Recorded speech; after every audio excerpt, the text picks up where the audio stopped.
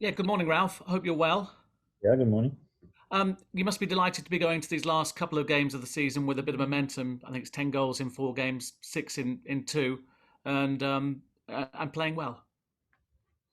Yeah, and I think it's important for us to show our better face in the final games for the season. It helps us definitely for maybe ending up in a higher position and also having a better preseason.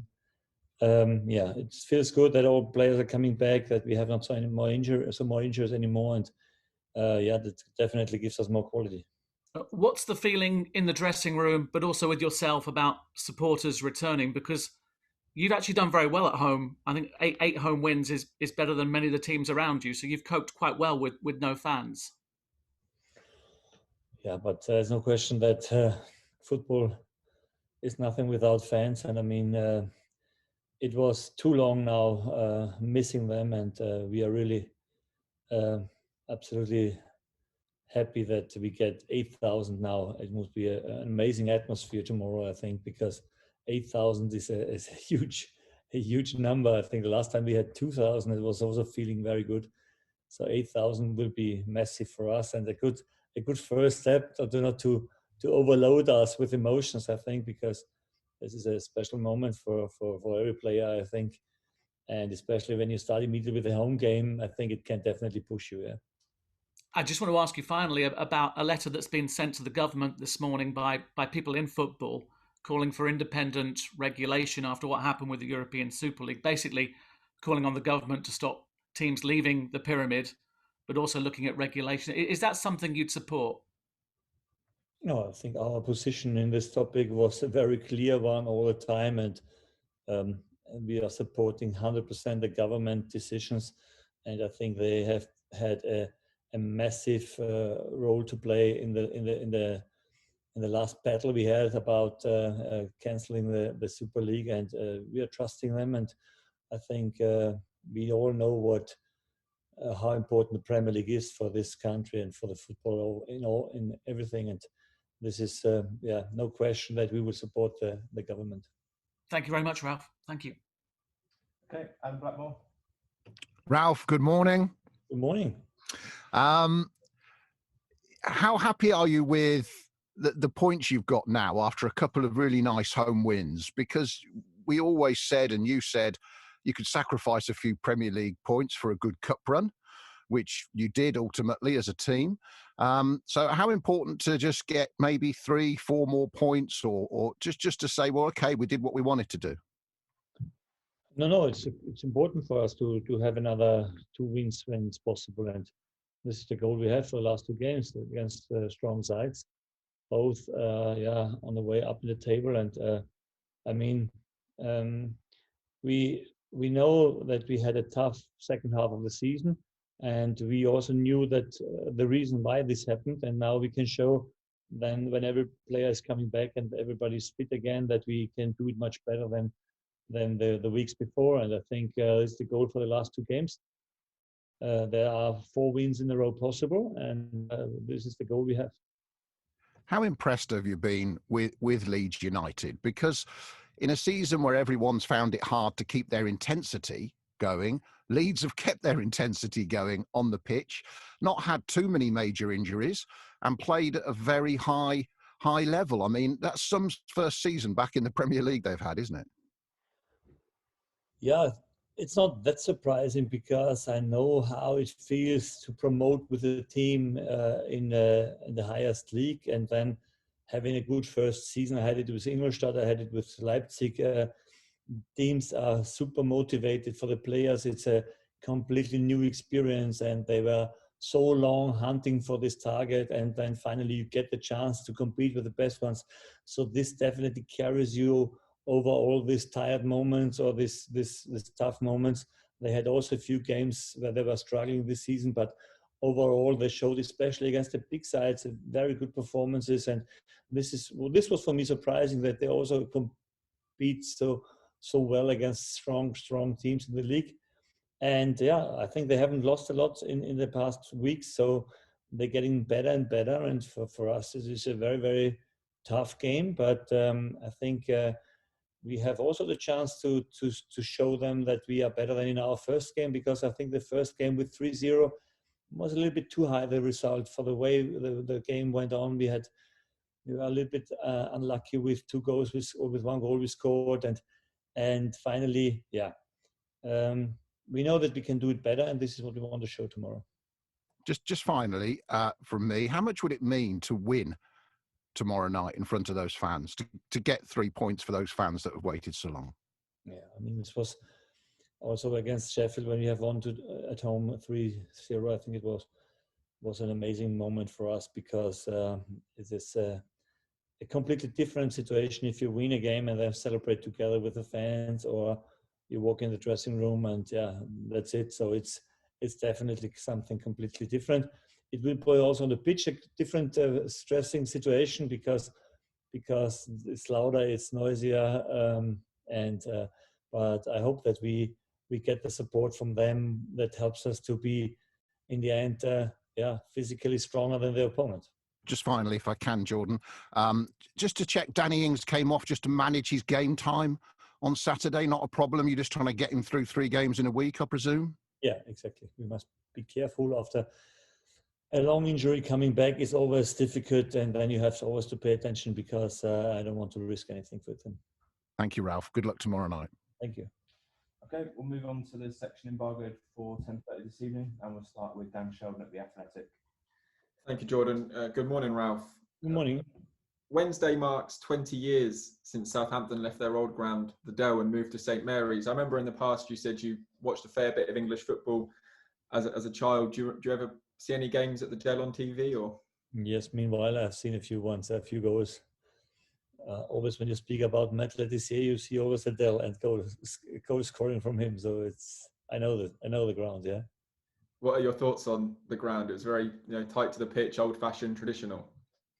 Yeah, I must say that when I was working in Germany, so that was a tendency to build everything new, every stadium new. There are some really proper, nice grounds to go, and they all look very similar. And when you come here in England, and you sometimes think, when you go in these old dressing rooms, oh, what's that? It's not the Premier League. It's not possible. But I must say that over the years I have been here, I feel more and more that these traditional old grounds are very important for the football. And I think now, in a different way, I think it is something special to have these old grounds, and there's a special atmosphere you can feel the tradition in every corner. And it doesn't matter if the dressing room is small, or if there are no car parkings or whatever. This is true football, and I think this is something of unique standard in the Premier League. And it was good that they very often kept these old grounds. That doesn't mean that I don't like St. Mary's. It's a wonderful stadium, and it fits also perfect in the city, because it's in the city and not somewhere outside, and to go with a car there, so that people can still walk to the stadium. And when you see them walking over the Itchen Bridge and going to the stadium, I think it's also something special. But yes, it is something special for English football, yeah. And if I may quickly, Jordan, just in your playing career, Ralph, did you ever play in those small, tight stadiums where if you missed a chance up front, you may end up in someone's lap in row A? Yeah, absolutely. We had, in my hometown in Graz, there was the big derby was Sturm against GRK, Graz HK, where I was playing for. And they had an old ground that was called the Gruben. And you couldn't even hit the corner, because you had to run up the hill and from the hill down to kick the ball. So there was no space. It was unbelievable. But I loved to play there. Also scored a few goals there. It was also always an unbelievable atmosphere. Yeah? Thank you, Ralph. Best of luck tomorrow night. Yeah. Okay, Mike Walters. Ralph, good morning. How are you? Yeah, I'm okay. Thank you. Good. This is your last home game of the season at St Mary's. I think it's fair to say Southampton have suffered at least as much as any other club from VAR in the Premier League this season. When you come back to St Mary's in August, would you like to see all the VAR equipment has been dismantled and has disappeared, or do you think it should come back at least in a modified form? It should come back in a modified form, and we should learn from the mistakes we made. We should be clearer. I think that especially the penalty stats are for me much too high. I see, meanwhile, penalties, they are horrible for me, to be honest. And it's so decisive, a penalty. So this is what I hate the most in the moment. A clear hand rule we still don't have. We still don't have it. And it's a fantastic tool to make the football more more fair. We saw it in the cup final, for example, on the weekend. It would be horrible when such a goal would happen then in the end. And you can speak about the emotions, they have been there, but you have two times emotions. One time the goal scoring team and one time the team that didn't concede the goal because of the VAR. So it's an unbelievable emotional moment there, and the VAR is definitely there, can be also a problem for the game. But I don't see this, to be honest. I try to find the most positive things, and the positive thing is that the results should be more fair, and therefore we need the best referees and maybe also former football players. They sit there and decide what action is, or what foul is definitely foul, what handball is a handball you have to give a penalty for. So work on this, work on the issues you have, and then finally get it better next season. Brilliant. And one last one. Apologies, because you get asked this every week, but this is the last home game of the season. When you come back to St Mary's in August, do you think Danny Ings will be in the red and white of Southampton? Are you confident he'll still be at the club? Yeah, I'm confident. I've been always confident because I know what it means to him to play for this club, and what it means for the supporters that he plays for us. And as long as we have this relationship, I think I'm positive that he stays with us. Brilliant. Thank you very much. Thank you. Okay, Dan Rose. Morning, Ralph. You okay? Good morning. Yeah, I'm okay. Just wanted to ask you about one of your players that was out on loan at the moment, away from the club. I know you said, I think it was last week, that you keep monitoring players that have been out on loan, and you're always checking on their progress. Shane Long's got the chance to get back to the Premier League with his loan club, Bournemouth, tonight. I mean, what have you made of his loan spell so far there, and the progress and the game time that he's got there so far? No, I think it could be more. He was also injured, I think, one time, and overall, you have to say that all our loan players didn't get the game time they expected to get, and why.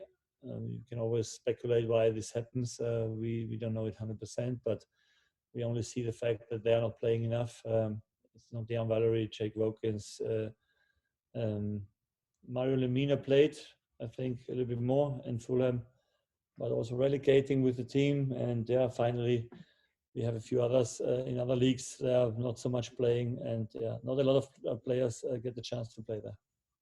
Just specifically on Shane, I know he signed a 2-year deal last summer, didn't he? So he's got another year left on his Southampton contract. Do you feel he can come back and make an impact at the club next season if he gets that opportunity?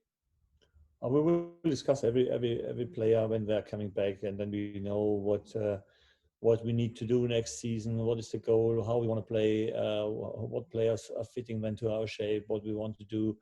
And this is then all has influence on the decision we take. Longy had done a good job for this club for a long time, and we will find a solution definitely. Either he stays here or when he has another option, we will have a look for this, and this is how we will handle every player. And one more, if I may, Jordan. Just a quick update on Oriol Romeu, Ralph. Is he still in contention to play in one of these last 2 games of the season? Could he play against Leeds? Or he trained yesterday the first time with the team, yes, and does it today again.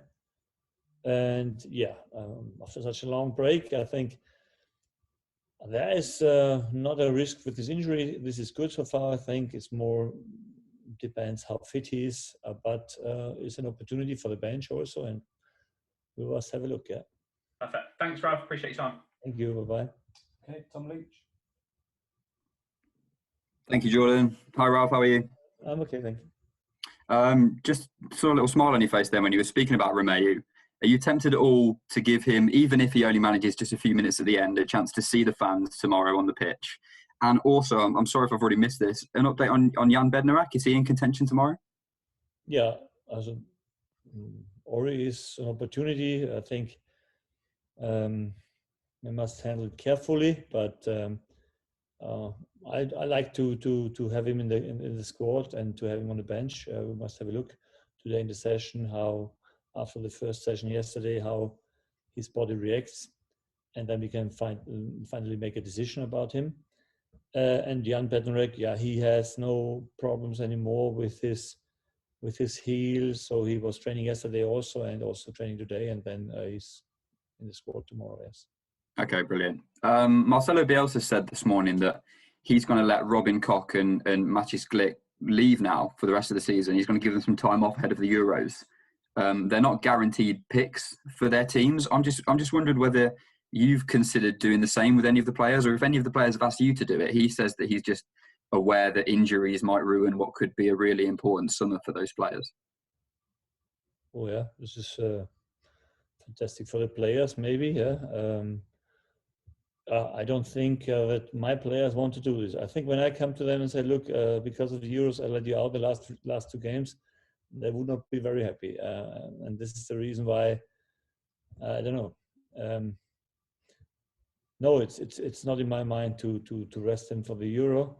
Either they come to me and say, Coach, I don't want to miss this, but they are not coming.